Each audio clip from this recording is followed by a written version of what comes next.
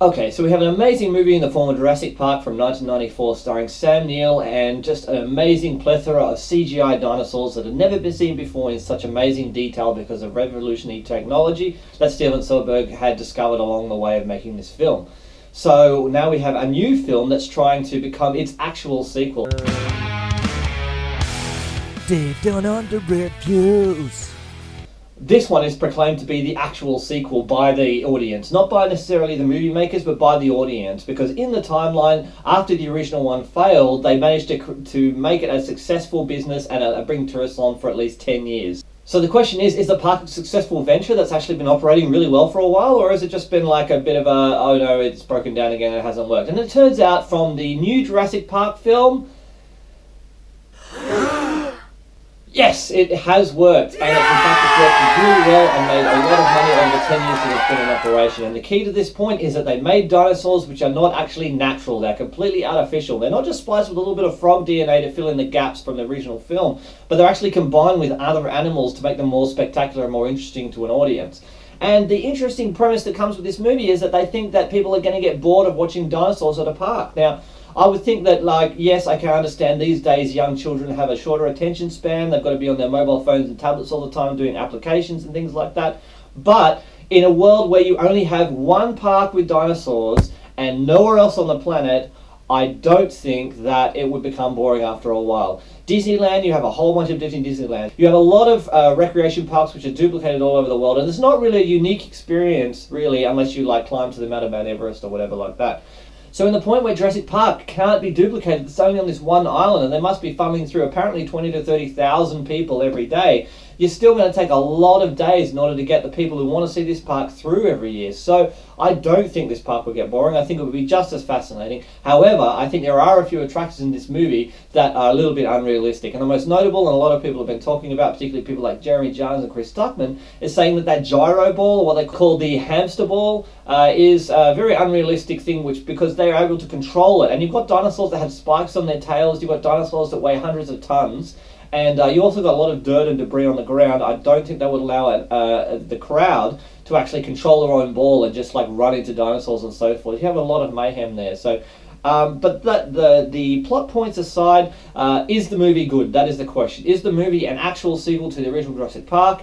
Is it worthy of Steven Spielberg's original contribution to the amazing world he created? Or is it just another crappy attempt at cashing in a lot of box office money for the point of CGI dinosaurs and using the Jurassic Park logo, even though it's called Jurassic World? That is the question. And their answer is, Rotten Tomatoes would agree with you, Metacritic would agree with you, most of the reviewers you would read out there would agree with you that Jurassic World is absolutely a worthy sequel to the original film. And the reason for that is threefold. Number one, the film is relatable. The characters in this film are not overly complex. They're very simple characters, and each of them is incredibly relatable. You have the director of the park who is shown to be trying really hard and being very well practiced at trying to make a park run. She's handling statistics, she's handling incidents. You actually like inside her head as to what she needs to be thinking about and the type of person she needs to be. So that is incredibly believable and relatable, I imagine, to a lot of people. The second character is Chris Pratt. Now, Chris Pratt, of course, I love Chris Pratt, and a lot of people do. It's because he's a very practical actor. He doesn't try to oversell his performances or be over dramatic. He tries to stay simple and humble in his facial expressions and the way he speaks.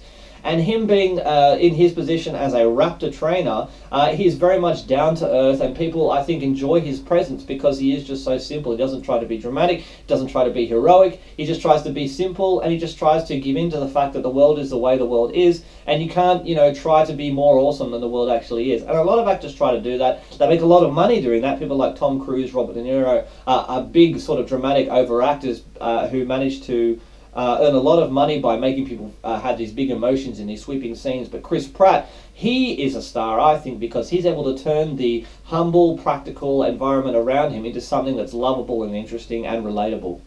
And lastly is the character of the kids. Now the two kids, a lot of people don't like these kids in the movie because they talk about the parents being divorced, and the kid, the older kid talks about like, well, he doesn't talk about it, but he starts creeping and staring at other girls and things like that, which I'm sure a lot of teenagers can relate to because that's a big part of their identity, is actually looking at women and trying to work out, you know, where I am in this world, and, you know, and also fueling your internal hormones and so forth.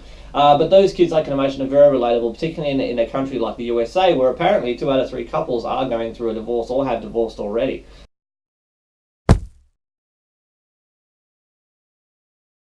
The world of Jurassic Park is fantastically built because it's actually built like you would build a Lego tower or an actual house.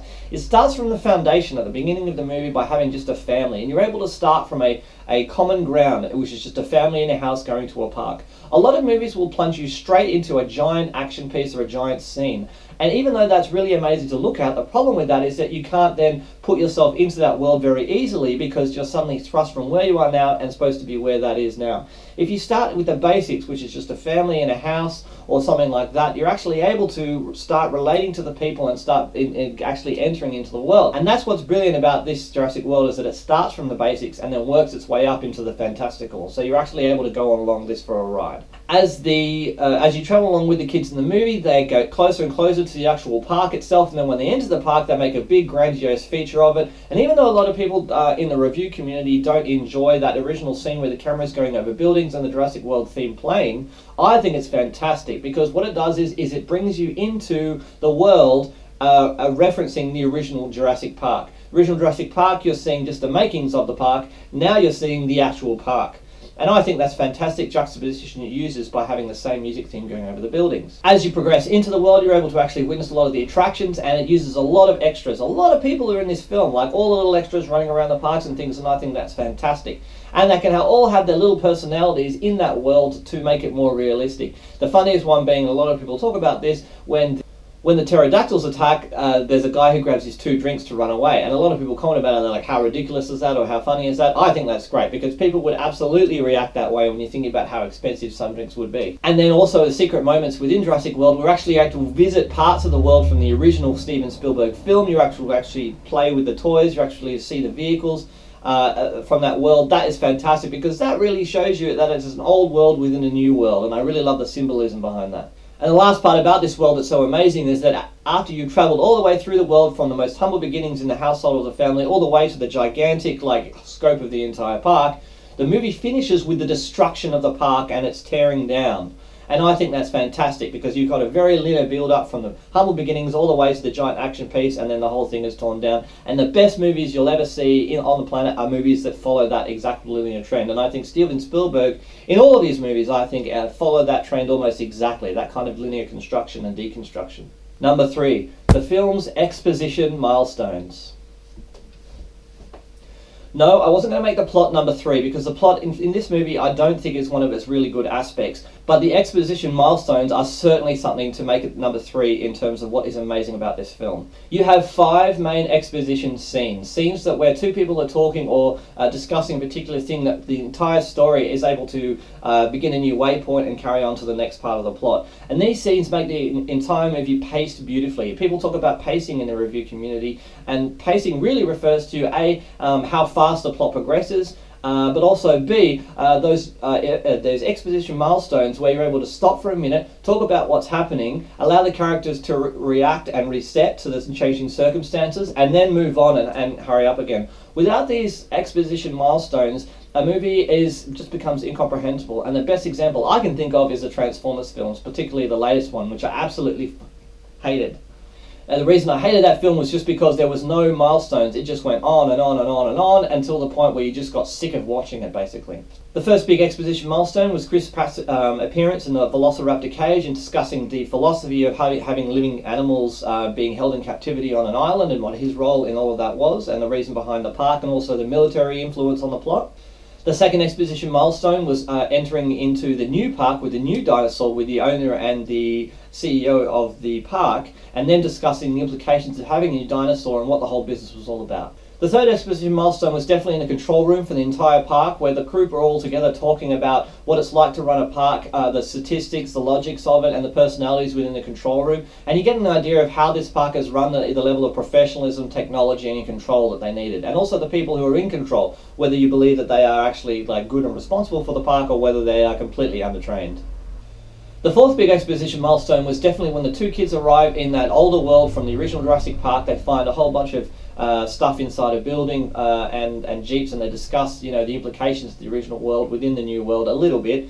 And you're able to rest and realize how amazing this is, and also have a bit of nostalgia for the original film as the plot for this movie progresses. And the fifth expositional milestone, I think, is definitely, there's not a lot of dialogue in it, but it's in the hangar at the end when everybody's sort of, trying to recover from everything that's happened. And even though it's really just a conclusion to the story and it doesn't really expose a lot, what it does is allow the audience to rest and appreciate what has happened. It shows that people are recovering, that the story has concluded, and that everything's going to be okay, and that the discussion that's been had throughout the film has resolved, and you're able to sort of rest easy, even though a lot of people have been hurt and so forth. It really allows the audience to contemplate what has happened, and then when it closed, the movie ends, they're able to sit back and go like, wow, wasn't an amazing adventure. All too often you see movies have a sudden ending after a big action scene within, like, say, 30 seconds. Transformers, again, is a fantastic example of this, where they have massive action, 20 seconds later the movie has just ended, and you're just like, oh, okay, I guess I leave now. This, in the Jurassic World, allows you to rest and relax and understand that the movie has finished, and to think about what has happened in the movie and how much you appreciated or didn't appreciate the film. So there's a lot more to say about Jurassic World and all the amazing things. And the things that weren't so good in the film, some of the bad things I thought in the film were definitely that the plot overall was very, very simple. And the military aspect, I know it's a little bit unpopular with the review community, and I would tend to agree with that. Although I did enjoy that if you're going to have a villain in the film, rather than have it be the dinosaurs primarily, well, the main dinosaur is the villain primarily, but the military added an extra element of evil that represented our own sense of evil, like the human side of evil, as opposed to something that we can't really comprehend too much because they're dinosaurs. You can actually comprehend, oh yeah, I can see how people would be evil. And the only other aspect that I really didn't enjoy was the two kids, and that might be a sign of my age, but having two kids talking about how their parents are getting divorced without having any kind of resolutions to that aspect of the plot, I really couldn't give a crap. And to be honest, when the two kids were in the truck and they're trying to suddenly reassure themselves, as the dinosaurs are coming, I just wanted that scene to end. As they started to look at each other and talk, I just closed my eyes going like, please just stop, just get on with the film, please, I'm just over this crap.